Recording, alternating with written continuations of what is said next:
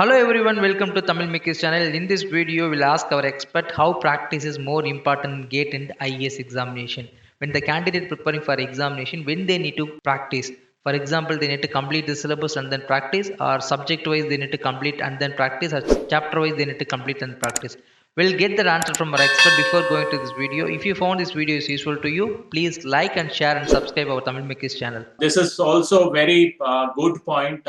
So what I actually used to follow is instead of covering the full syllabus at once, I used to focus more on the chapters and topics.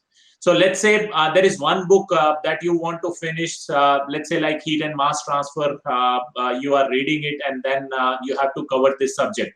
So the first chapter, once it is covered, like once I have studied the first chapter, subsequently I will not move to read the theory of second chapter, but before moving on to that, I will try to solve the questions of first chapter, so that whatever is the concept that is there in the chapter 1 would be clear in my mind, and then only I will move to the second chapter. So once you have covered the theory for one chapter, you should practice the questions of first chapter and then move to second chapter. Once theory for second chapter is complete, move to the questions of second chapter, and in this way you have to cover your syllabus, so that once you have covered one subject, then you have a grip over the subject. So all the topics you have covered, and then you have solved the numericals for all of these topics.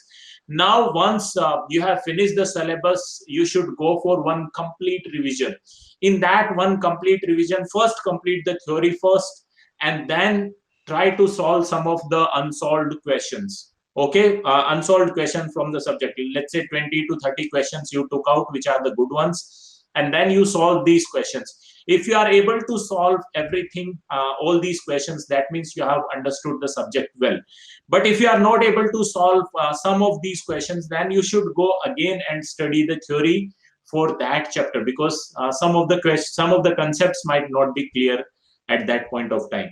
So first you should study some of the theory or the chapter wise theory, then you should go for chapter wise numericals, and once chapter wise is done, then you should focus on the complete syllabus, complete subject, and then complete subject theory, and then complete subject question. So for 4 stages: first is the chapter theory, second is the chapter numerical, then third is the full subject theory, and fourth is the full subject numericals. Once all these are done, your subject would be ready.